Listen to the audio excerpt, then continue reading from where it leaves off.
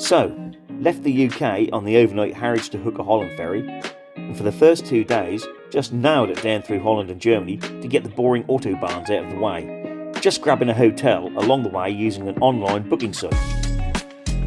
The further I travelled, the darker the sky became, and sure enough, the last 10 miles to the first hotel was done in the rain.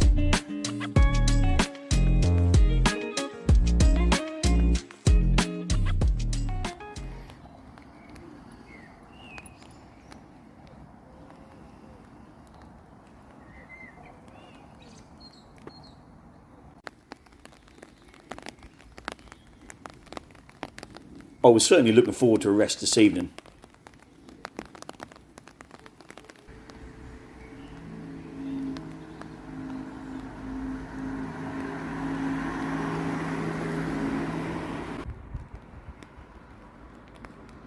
Got checked in, had some food, and with the rain still falling, went for a stroll around the town before I retired for the evening to get a good night's sleep, ready for the next day's motorway miles.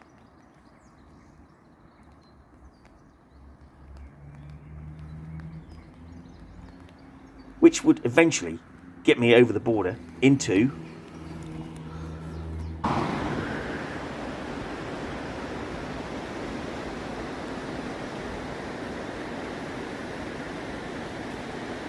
from here on in, it was going to get a lot more scenic.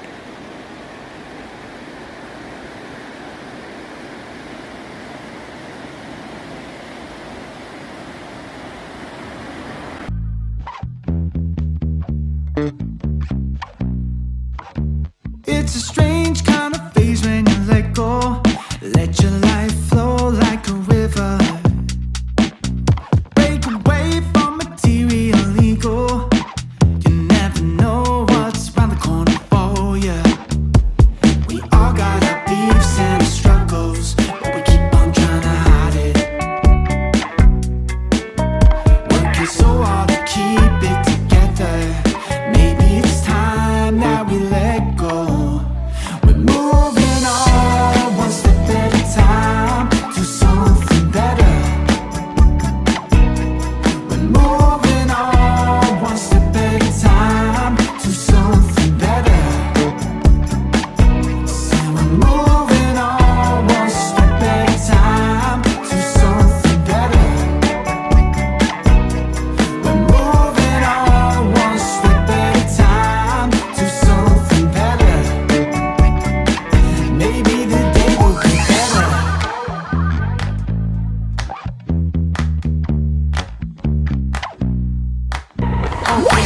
Deep in a world of secrets, that's where you find the magic. Easy to disbelieve it, difficult to imagine. We are unstoppable if we break down the walls, yeah. We all got our beefs and our struggles, but we keep on trying to hide it. Working so hard to keep it together. Maybe it's time that we let go. We're moving on, one step at a time, to something better. We're moving on, one step.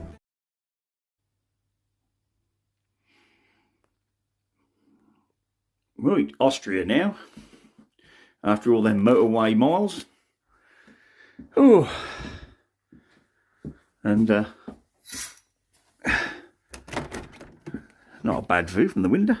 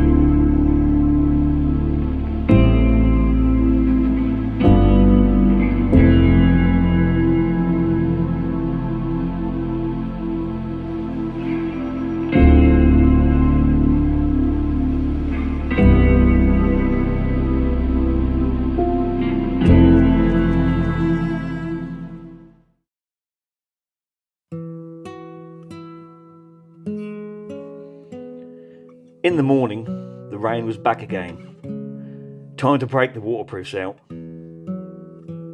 Since it was damp, I got on the Austrian motorway to take me towards the Slovenian border via the Verzon Pass.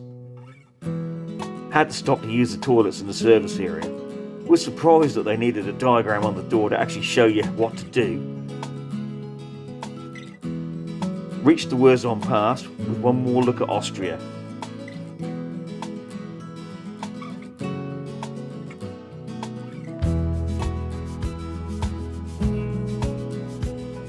While on the pass, I latched onto the back of a group of German bikers.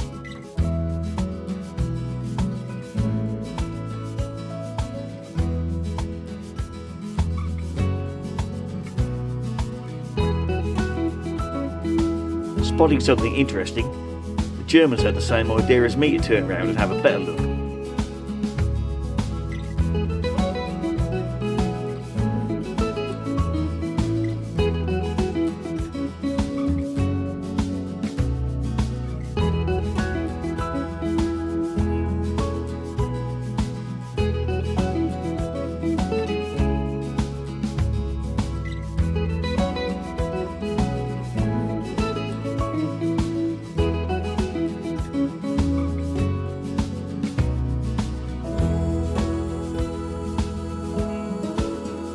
Not long after the border, I found another group of German bikers to tag along with for a while.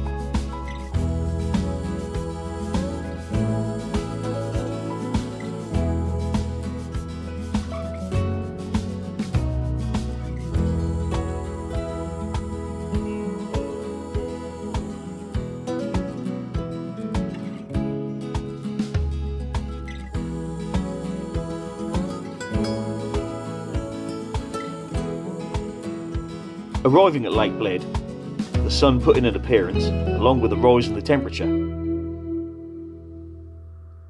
Any time is a good time for a snack, so found a roadside bakery and enjoyed a large slice of pizza.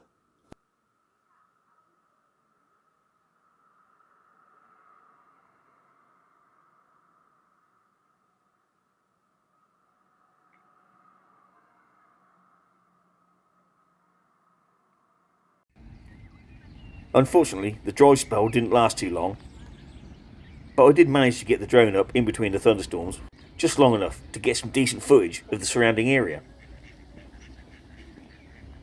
Then it was out with the phone to find a room for the night. I found one 3 miles away for a lot less than any in Bled itself.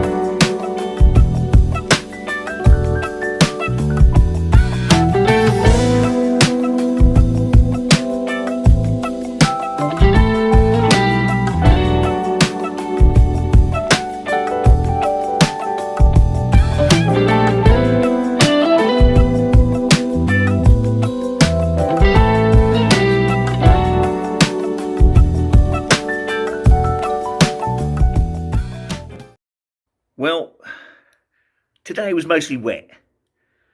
So I spent most of the day with trench foot. Bought some brand new waterproof leggings. Brilliant.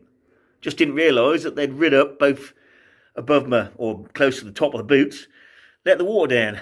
So, thankfully, the hotel has plenty of towels. So that's been mopping and soaking that up while I've been eating my tea. Can't really go anywhere this evening because it just keeps pissing it down.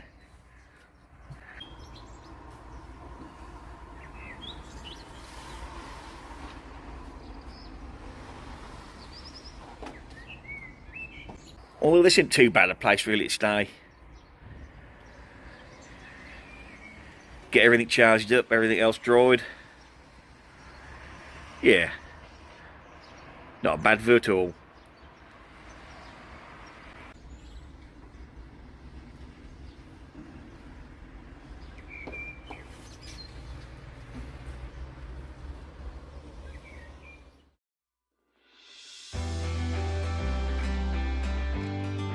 Well, the weather had brightened up again in the morning, so with the sun shining, that gives you a good feeling as you load the bike back up for the day ahead. You can't beat doing a hobby like riding a motorcycle to somewhere you've never been.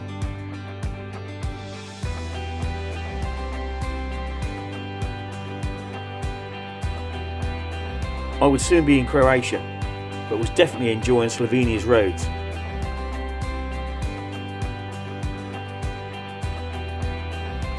The Slovenian countryside is lovely to ride through, but as the saying goes, sometimes you need to stop and smell the coffee.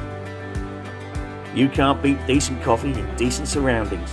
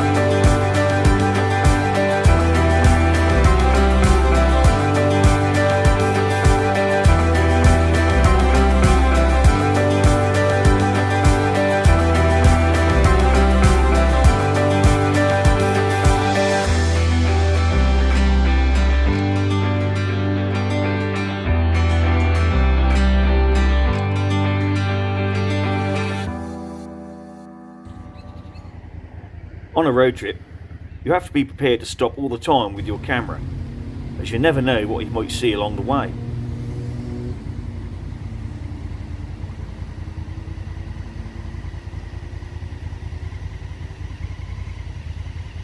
My main aim for today is to visit an abandoned Cold War airbase close to the Serbian border.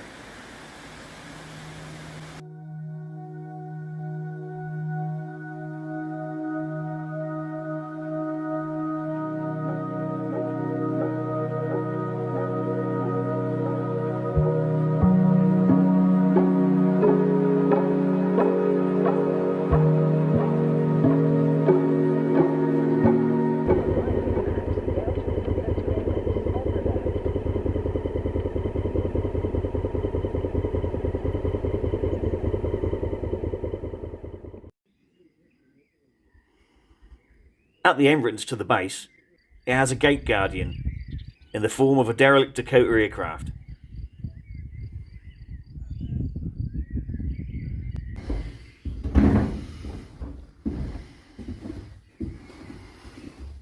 As you can tell, for somewhere off the beaten track, the airbase gets a lot of visitors.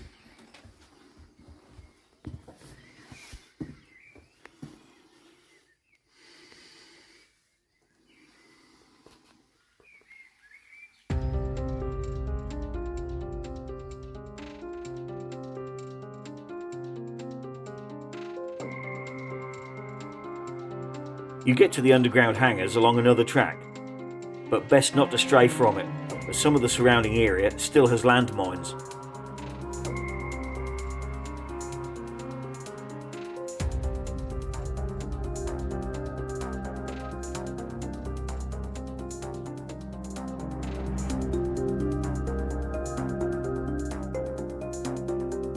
The base took nearly 20 years to construct, starting in 1948, costing $6 billion in total in today's money. It was designed to withstand a 20 kiloton nuclear bomb, with tunnels 2.2 miles in total, protecting 2 fighter squadrons. It was used intensively in 1991 in the then Yugoslav wars. When the Yugoslav People's Army withdrew, they destroyed the runway to stop it being used by their enemy. The base was finally destroyed by the Serbian military in 1992 by detonating 56 tons of high explosive in the complex itself.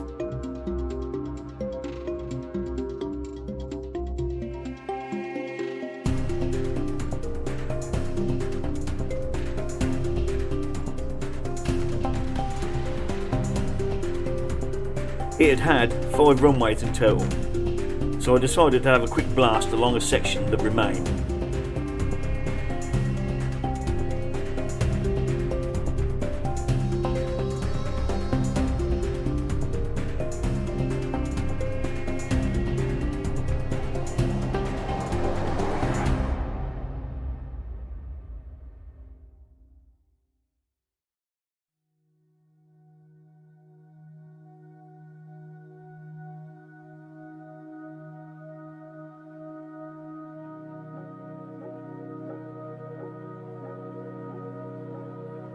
In a museum I visited later on in this trip, they had a model which showed what the base looked like when it was operational.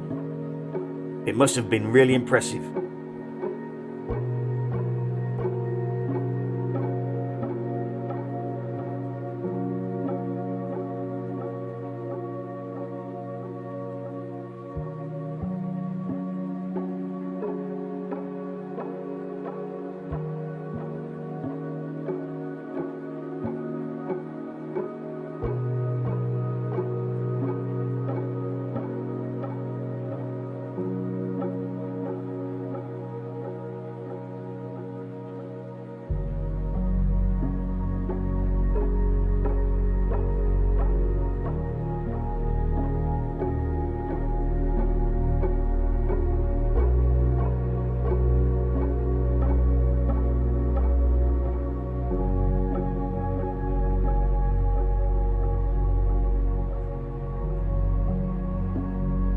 With one final look at the Dakota and an early evening meal from the kiosk that had sprung up to take advantage of the tourists, I must say their food was great and highly recommended if you're out this way.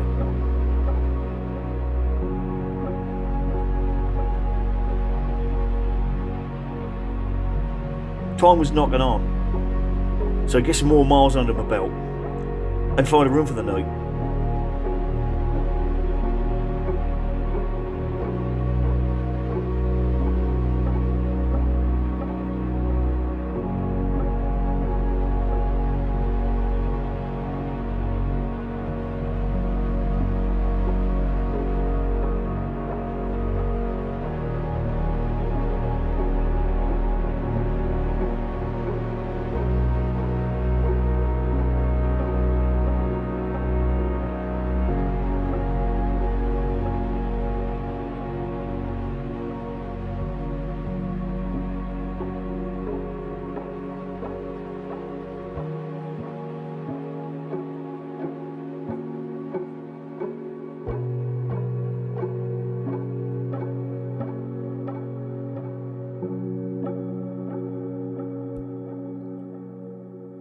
I had a warm welcome from the lady who owned the guest house when I arrived.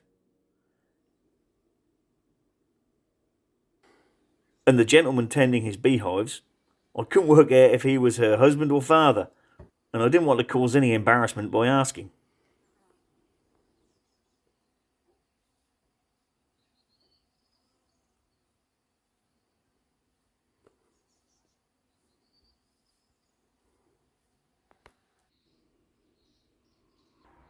This town was definitely out in the sticks, as we say, and had a one-horse town vibe to it.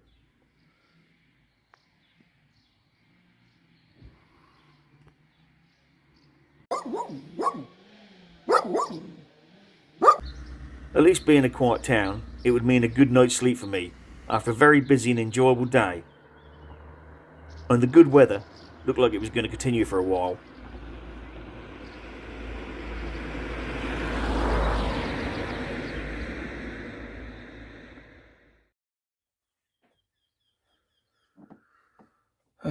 Looks like it's going to be a nippy ride on the bike this morning. Just about make it out the mountains behind.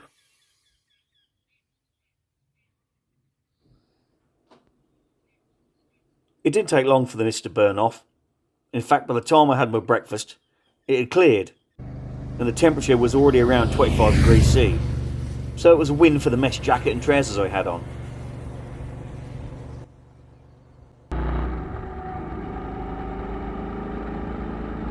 I was now heading down the central region of Croatia, then cutting cross-country towards Split. But I would find somewhere to stay along the coast in a smaller town. I prefer that to staying in cities, as the atmosphere is generally more relaxed. But before that, there was more sightseeing that needed to be done.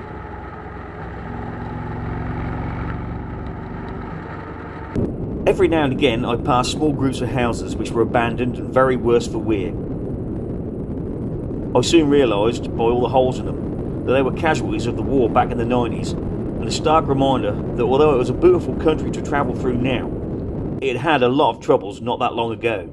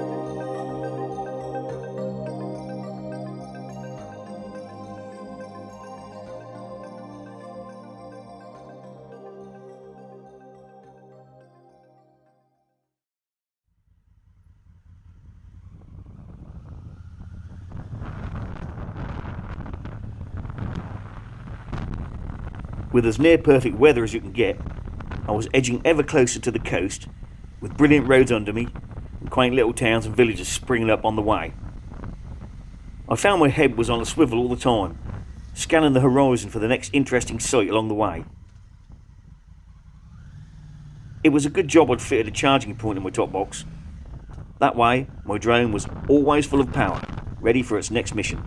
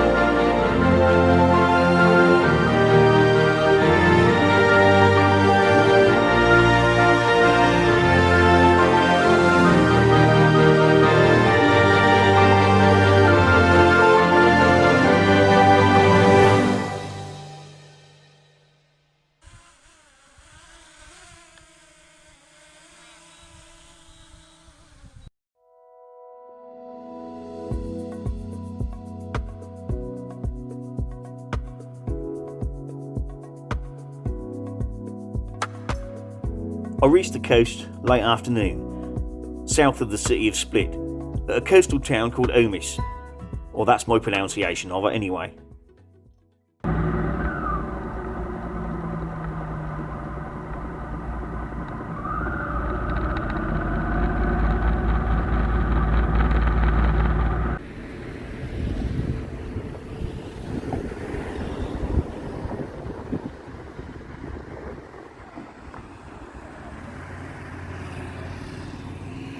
Had a quick look round the town and marina before grabbing a bite to eat.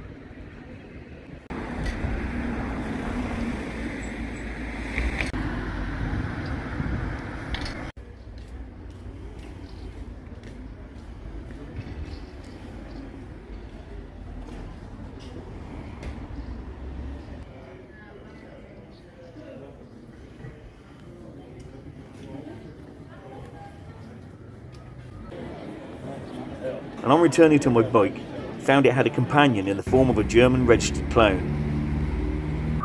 It was a short ride along the coast road to the hotel that I'd booked via the internet earlier. I mean, who doesn't love shopping on the net?